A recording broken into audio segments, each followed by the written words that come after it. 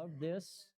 It's very MTV Unplugged-esque. I love the carpet and the lights. I love this setup. Um, you guys are really blessed to have this new building. It's great. Um, but I wanted to say, is this your first day here? Like first time ever in the mission? What's your name? Keith. I'm Corey. So welcome. It's going to be hard and crazy, but you will never be the same. Like after you leave here, even if you don't graduate, you'll never be the same. So, but stay and graduate, okay? Um, and something that she left out is that we fought for 3 years straight because I was her authority, and we fought for years and years and years. And then the other thing is, we went to our authority. We went to Brad and asked him and told him. So somebody, how do I say this? No one in here is for you right now. Give each other a chance, okay? If it's from God, it will be there in His time, okay? I just want everybody to understand that it took us almost 4 years, 3 years, something like that, of fighting the whole time. So, all right. So my name's Corey. I am the resident director in Savannah, and like she said, and let's see, there was a verse in that song, "You buried my past, so I'm not going back." And like she said, your testimony should not be the same. You know, you do a Devo and a testimony as a TC. If you have to do another one as an AC, it shouldn't be the same one you told. Generally, our first testimony is how many drugs we did, what drugs we did, how bad we were, and how we were the worst person and the biggest, the baddest. But everybody in here was the worst and the biggest and the baddest and did the most and sold the most. So I don't want to get too much into my that was my past. I'm not going back to that.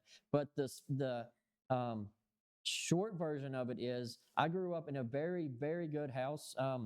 Both of my parents are still together. We went to church all the time. I say I know God. I went to church, vacation Bible school, Sunday morning, Sunday night, Wednesday night.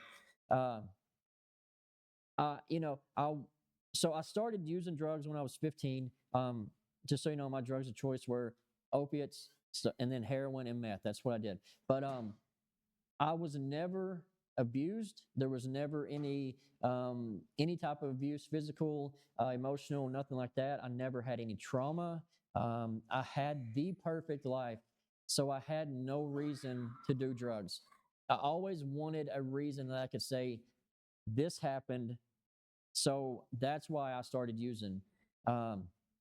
Really, the only thing that happened was I was just good in school. I didn't have any problems, and I wanted to try something different. And I did it. And unfortunately, I was one of the people that couldn't just do it on Friday and Saturday. It was immediately I was hooked on drugs, Um, so, so when I was 15, I started using pills, and then eventually went, most people, well, for me, it eventually went to needles. And I was sitting on my parents' porch one day, and my arms and everything were just bruised up. And I was thinking, this is not me. This is not who I am. This is not how I was raised. This is not me. And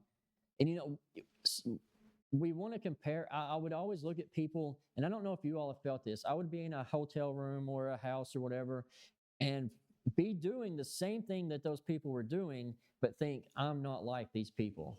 I'm different than these people. I'm not better than them, but something was different. So that's the way I felt, was like, this is not me, and I need help. So I told my dad, and he gave me a list of numbers, and I called the first one. So I called Savannah, and I went to the mission in 2009, in my early 20s. So for me, the mission wasn't hard. I didn't get in a lot of trouble. It was easy for me to follow the rules and just do what they said. And if you came to get off drugs, congratulations, you're off drug, like you aren't doing drugs. So that's what I did. I was there, and I was like, I'm off drugs. So I did the 8-month program. I didn't have too many problems. I, I'm not going to say I always did the right thing. I just didn't always get caught. Um, so I graduated the 8 month program, and we live. Ours is about 10 or 15 minutes from River Street, and that's where like all the bars and all that stuff is. Um, I graduated the program, and my parents weren't coming until the next day, so I was a guest in the program, so I could do what I want. uh, I went straight to River Street and drank. And I came back and I said, I am not ready. I'm obviously not ready to go home. I'm drinking before I even leave. Uh, so I took, they accepted me back. I went through the whole process of, what I had to do, and I took an AC commitment. Let me also say this: just because I have been given all this grace and mercy and allowed to do these things over and over and live through it, doesn't mean that everybody will get the same chance. Don't think you can just, well, he gets to come back. He gets to go out and do drugs again. He gets to live. Yeah, these drugs people are doing now, you might not get another chance to come back. So don't take what you have for granted right now. So, anyways, I did the AC program and the part of the program, and I didn't do what I was supposed to be doing during that. I was messing around. I was still messing around doing some things I wasn't supposed to be doing. Um, but I did graduate that part of the program. I ended up getting a job in Savannah. My parents set me up with an apartment. I had the job, I had the apartment, uh, and I lasted maybe 4 months, 5 months, something like that.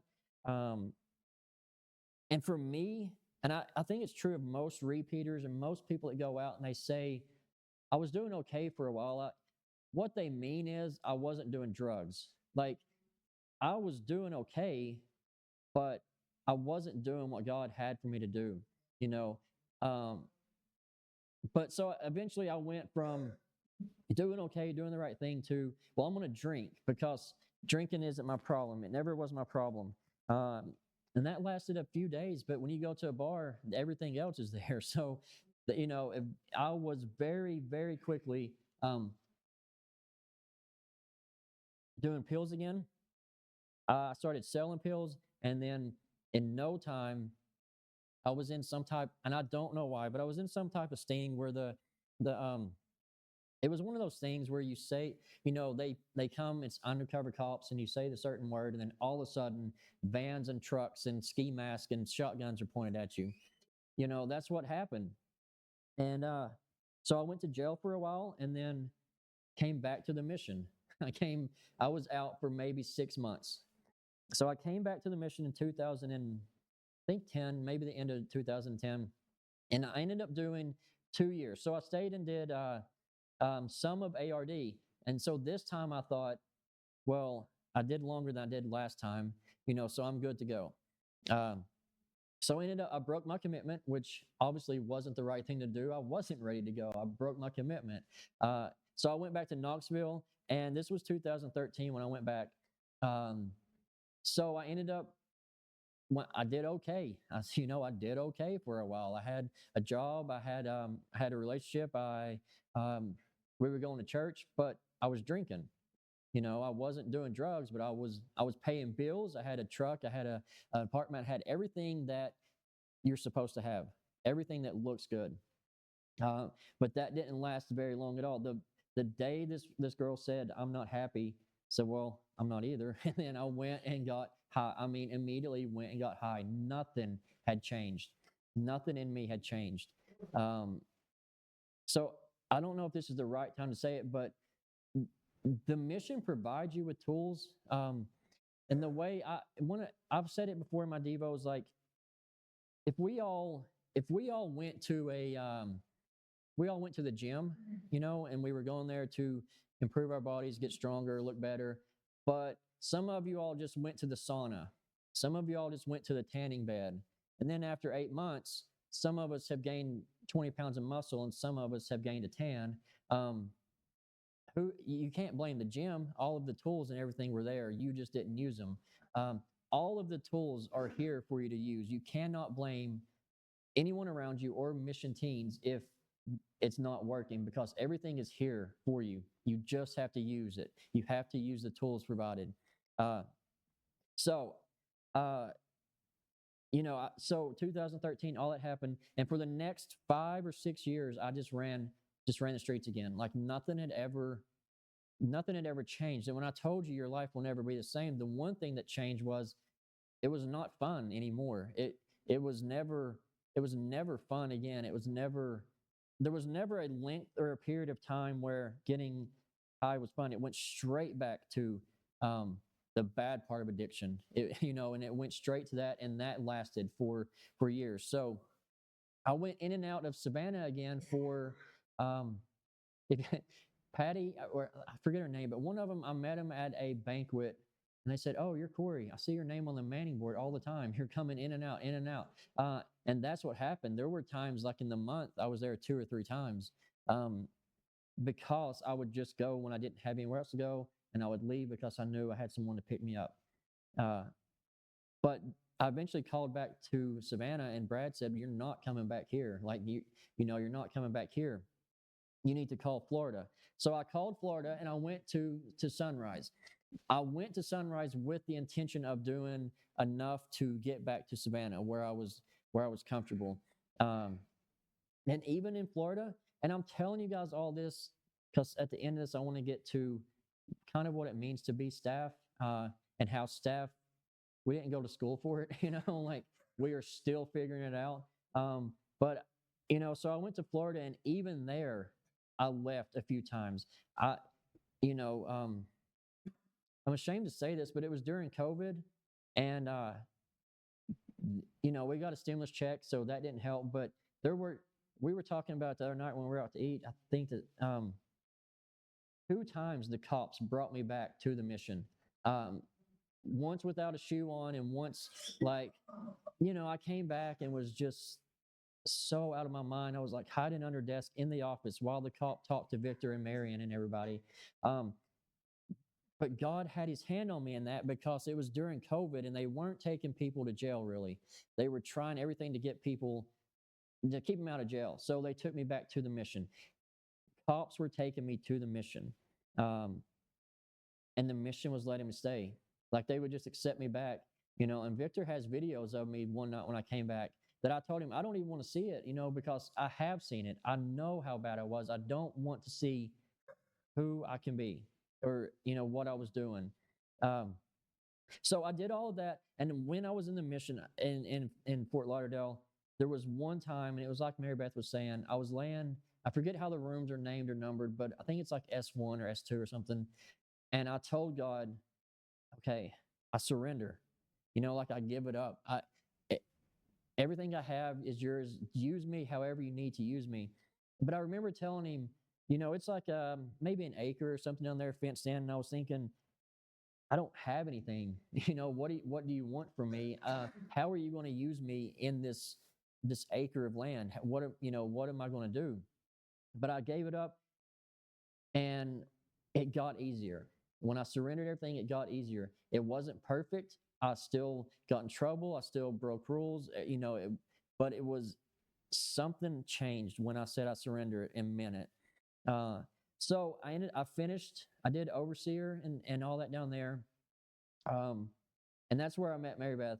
But, I was her senior and overseer and all that. So yeah, she was a lot to deal with, and but we all were. It wasn't just her, and she's been able to use her stack of blessings in devos and in classes to show residents like I had to do this too. You're not the only one writing Romans. You're not the only one doing that. Like we all had to do that. But that's where I met her, and she left, and then um, I transferred about 6 months later, and I came in once again as her authority. They made me like the ARD when I got there. Um, but, you know, it's just been some things have happened since we got there that have really helped made us lean on God and like really seek God more because just some things happened that that just made us stronger when we weren't together, and then as a couple, as a married couple, has made us stronger. Um, so that's my that's my testimony. I don't, it's the drugs are part of it. The drugs should be a a few minutes of a 30-minute testimony. The further you go, like her testimony isn't 30 minutes of drugs anymore. There's so much more that God's done. And I realize your first one is going to be everything you did wrong to get you here, because that's how you got here. So Oswald says, you guys that read Oswald's, he says in there, God is engineering your circumstances. He says it a lot in there. And that, an engineer is somebody that makes something and designs something, but then they know if something breaks, how to fix it. And if that breaks, how to fix that. And they know everything about it. God has engineered your circumstances for you to be here. So I want to say to the residents, you didn't just call to come to Mission Teens on a random Tuesday because you had everything together, everything was perfect, and you were bored and wanted something to do. That's not why you called here. You called here because you needed help. Everything in your life was engineered to get you to this point. This isn't a mistake that you're here. And everything you do here, God is engineering for your future. Nothing that happens here is just to be here. Let me make sure I say everything that I need to. And for the staff, we didn't put an application. I don't know who all staff in here, but we didn't put an application on Indeed.com and then go over the resumes and pick the best qualified individuals that have the most qualifications to come in. So when you come for the staff, remember, that's not what, we came in with problems. We came in with a ton of problems. That's what residents are coming in with. So remember, sometimes it does get easy to forget what the 8-month program's like once you get out of it. But just remember, like, what you went through, how tough it was to deal with you, and try to be able to extend that same grace and mercy that you were given, because I was given so much of it. I shouldn't have been allowed to come back, especially to Savannah. I shouldn't have been able to. But God, but God knows what He's doing. God has grace and mercy. So that's my testimony, and I just thank you guys for letting us be here. I really like this setup, and Brian, it's nice here in bass, not because a lot of we don't have bass, and even when we have acoustic guitars, we don't have bass, and it really keeps everything together. So I like hearing the bass, and it's just an awesome place up here. So you guys just really take some time to look around and see what you have here and how much you pay for it. It's free. You don't pay anything. So thank you guys.